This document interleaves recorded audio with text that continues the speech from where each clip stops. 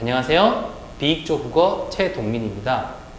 이 시간에는 의문의 체계를 우리가 의문의 체계 중에서 자음 체계를 먼저 배워볼 텐데요. 앞서 시간에서 의문을 우리는 분절 의문과 비분절 의문으로 먼저 나눌 수가 있었죠. 분절 의문은 마디 경계로 나눌 수 있는 의문이기 때문에 그의 종류에는 자음과 모음이라는 것이 존재했었죠. 자, 이번 시간과 다음 시간 이 두 시간을 통해서 선생님이랑 자음은 그러면 어떤 분류 기준을 가지고 나누어지는지, 그 다음 시간엔 모음은 어떤 분류 기준으로 나누어야 되는지 우리가 그런 것들을 한번 공부해 보도록 하겠습니다. 자음 체계를 배우기 전에 가장 먼저 배워야 되는 건요, 자음이란 과연 어떤 것이냐를 알아야 된다는 거죠. 그래서 첫 번째로 여러분들과 보게 될 것이 바로 뭐냐라고 하면 자음의 개념입니다. 자음의 개념은요, 단순합니다. 조음기관이라는 게 존재합니다.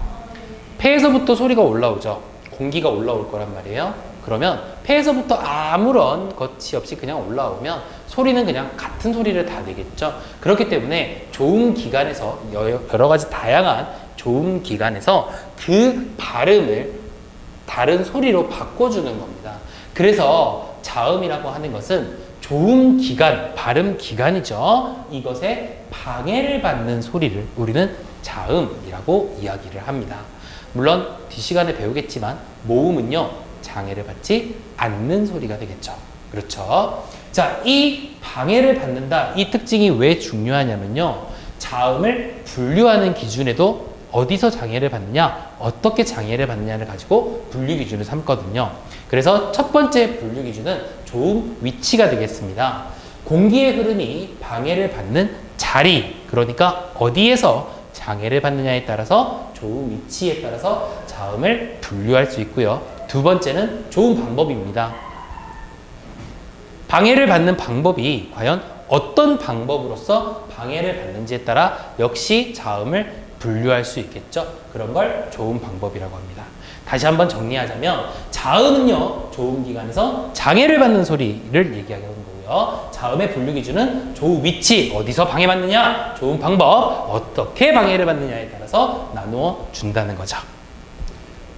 이 표는 많은 공부를 하신 많은 학생들이 한 번쯤은 봤을 만한 표라고 생각을 하는데요. 자, 처음에 맨 윗줄을 보시면은 조음 위치에 따라서 5가지로 나눠져 있죠. 입술 소리, 잇몸 소리, 센 입천장, 여린 입천장, 목청 소리, 이렇게 5가지로 나눠지고요.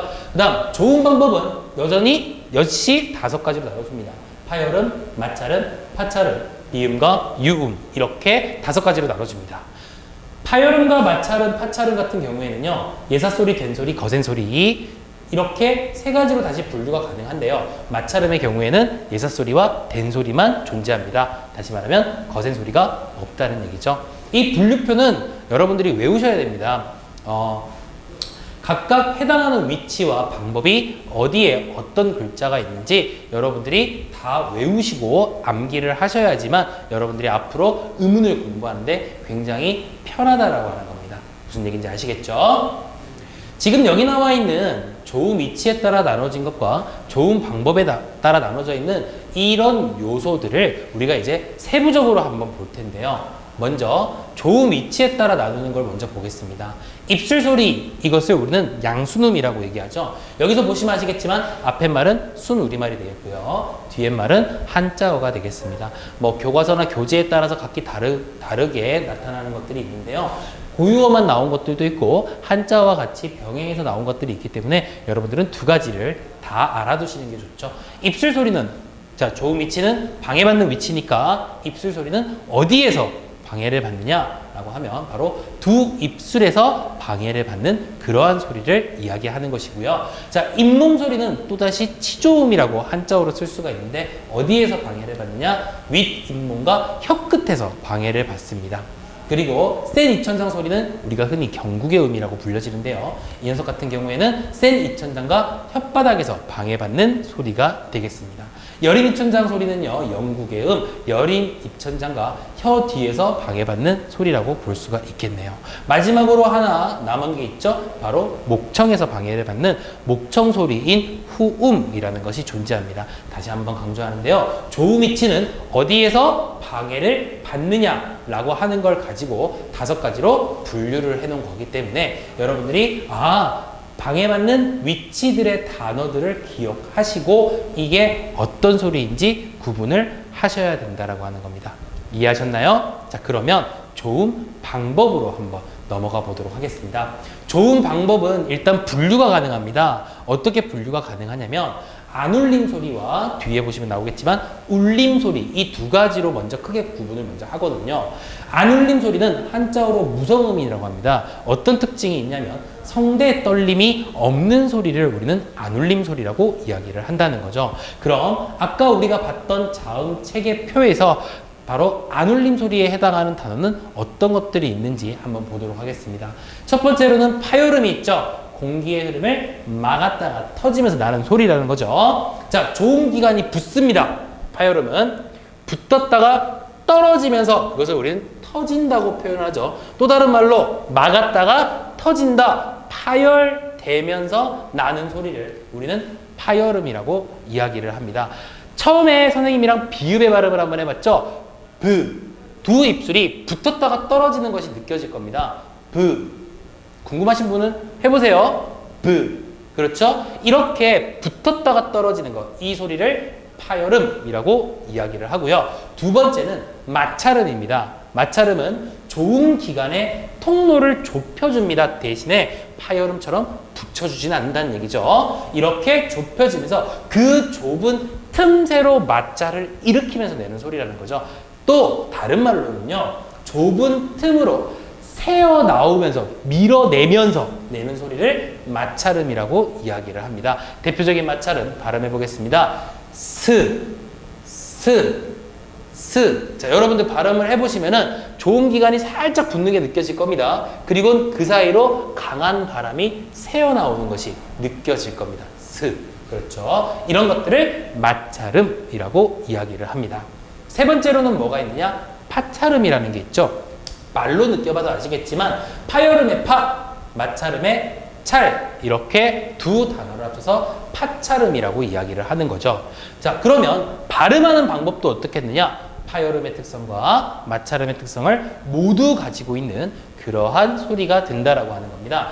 여기까지 보시면은 공기의 흐름을 막았다가 터지면서, 그러니까 여기까지는 파열음이겠죠. 그 다음 통로를 좁혀 그 좁은 틈으로 마찰을 일으키는 소리, 이것까지는 마찰음이 소리가 되겠습니다. 대표적인 게 어떤 게 있느냐? 지읒이 있죠. 지읒. 정확하게 발음을 해보시면은 두 조음기관이 붙었다가 떨어지면서 좁은 통로로 소리가 새어나오는 것을 느낄 수가 있을 겁니다. 지읒. 이해가 되셨나요? 그래서 보통 파찰음을 이해하기 위해선 마찰음 플러스 파찰음 플러스 마찰음이다 라고 많이 얘기합니다. 자, 다시 정리해 보겠습니다. 좋은 방법을 분류할 때는 안울림 소리와 울림 소리로 분류가 가능한데요. 안울림 소리에는 공기를 막았다가 터뜨리면서 내는 소리인 파열음과 조음기관의 통로를 좁히고 그 사이로 소리를 마찰시켜서 내는 마찰음, 그리고 파열음과 마찰음의 모든 특징을 가지고 있는 파찰음, 이렇게 세 가지로 분류를 할 수가 있겠네요. 자, 그러면 이번엔 울림 소리, 안울림 소리 중에서 한 가지 알아둬야 될 거예요. 파열음, 마찰음, 파찰음을 각각 다시 분류가 가능하다고 아까 우리 봤었죠. 예사소리, 된소리, 거센소리, 이렇게 세 가지로 나눠지는데요. 먼저 예사소리는 목청을 편안히 둔 상태에서 내는 소리를 말하는 겁니다.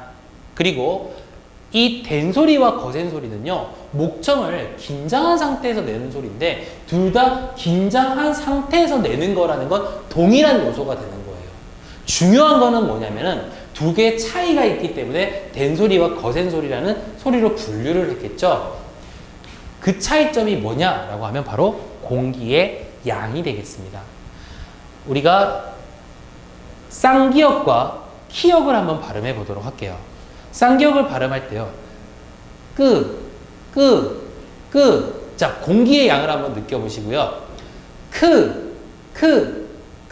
공기의 양을 한번 느껴보세요. 아마 새어나오는 공기의 양이 키역이 압도적으로 많은 것을 느껴지실 겁니다.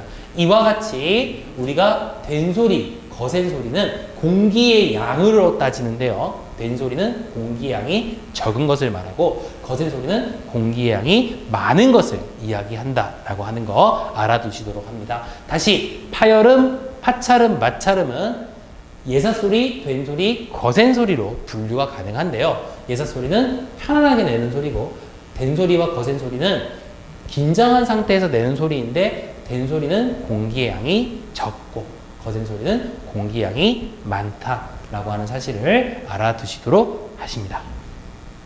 한 가지 더, 마찰음은 거센소리가 없다는 거 다시 한번 기억해 두세요. 이번엔 울림소리를 한번 보도록 하겠습니다. 자, 울림소리는 성대에 떨림이 있는 소리를 얘기하는 거예요. 아까 안울림 소리는 성대에 떨림이 없는 소리였잖아요. 그런데 이번에 울림 소리는 성대에 떨림이 있는 소리입니다. 어떤 소리가 있느냐? 바로 비음이라는 게 존재하죠. 비음은 입안의 통로를 막고, 자, 어디로 내는 소리냐? 공기로, 코로 공기를 내보내는 그러한 소리가 된다라고 하는 거죠. 그래서 코를 탁 막잖아요. 그러면 비음 발음이 정확하게 발음되지 않는다는 특징이 있고요. 유음은요, 혀끝을 윗 잇몸에 가볍게 대었다가 떨어져요. 르. 리을이 발음이죠. 르. 하면 혀끝이 윗 잇몸에 가볍게 됐다가 떼거나 또는 된 채로 공기가요, 다른 소리들은 앞으로 나오는데 이 녀석은 공기가 양옆으로 셉니다. 이렇게. 그래서 공기를 양옆으로 흘려보내면서 내는 소리를 우리는 유음이라고 이야기합니다. 우리 앞에서 봤던 것과 다시 한번 정리해보면요.